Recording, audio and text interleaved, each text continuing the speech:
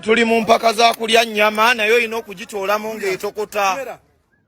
Akatambi ke nkutandisiza nako ze mpaka z'okutoola ennyama eyokya ku kyoto nga bw'ogirya. Maaso awo Sheebah Karungi kw'ossa ate ne Winnie Nwagi beeguddeko, ate nga Spice Diana naye kyali mu kwekola munnange ate e Rwanda kika. Bampita Jaminati nsinzira ku Jaminati Yugi. Wabula nzikiriza nsooke nkutandiseeko n'akatambi kano akabadde kafuuse munnange ate etabbu. Nkugambye ennyama obwedda bagitoola munnange ate ku kyoto nga eyokya nga bw'oteeka mu ttama bannange. Tuli eno tuli mu mpaka za kulya nnyama nayo olina okugitoolamu ng'etokota. Empaka za kulya nnyama otoolamu ng'etokota. Otoolamu ng'etokota.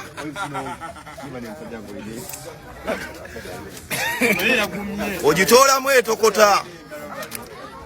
Basebo ne bannyabo tuli eno ekatooke. Empaka za kulya nnyama nayo olina kugitoolamu ng'etokota.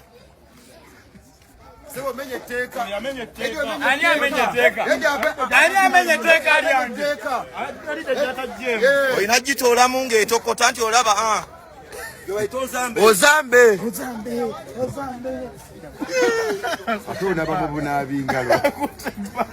yiye etokota temugamba nti ayo ogiraba wamasokotoolemu awo tulabe ogirabye agitoolamu ng'ekola etya ng'etokota girabye tusookedde ku kyenda ne kabuuyi n'amayuga gaakwo yiyo bagitoolamu etokota si AI bwe bamala nga badda ku bino waliwo n'eri naye tusookera ku eno etokota si AI toolamu amatulabe ogirabye agitoolamu etokota otoolamu etokota n'otwala ekifi. Akatambi ako kabadde kakutte munnange ate etabbu wali ku mukutu ogwa TikTok. Nga nkongeddeyoko Sheebah Karungi kw'ossa ne Winnie Nwagi beeguddeko munnange. Ekifo kye babaddeko babadde wali munnange ate ku Davila.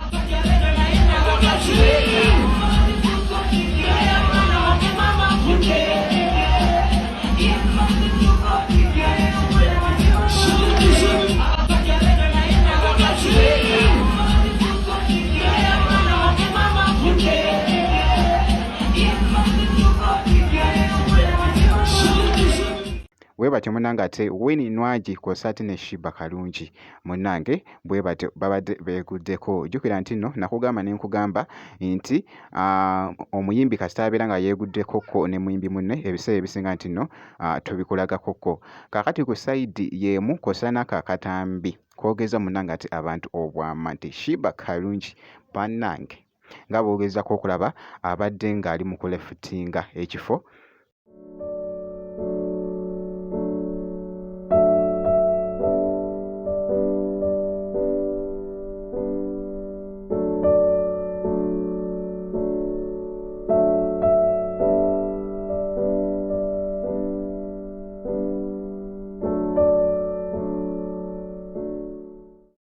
Nga bwogeza munnange ate okulaba akatambi ako nako kabadde kafuuse munnange ate etabbu mwana muwala munnange ate Sheebah Karungi. Wabula nga nkongeddeyoko Spice Diana naye mukyekinzekokko yabadde ne show wali munnange ate e Rwanda naye muganda wange Spice Diana avuddeyoko n'asaayoko obumu ku butambi abadde munnange ng'ali mu kuseetinga byakulya nga bwogezaako okulaba awo.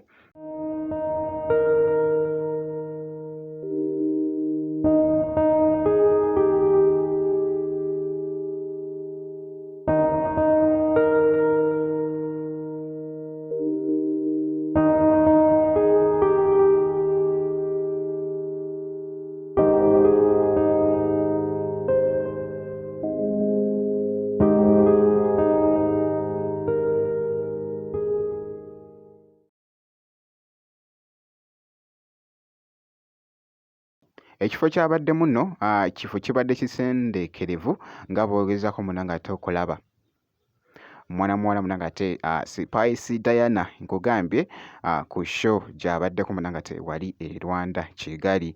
Kaakati nno ky'olina okukola kusigala nga weekuumidde ku Jaminati Yugi.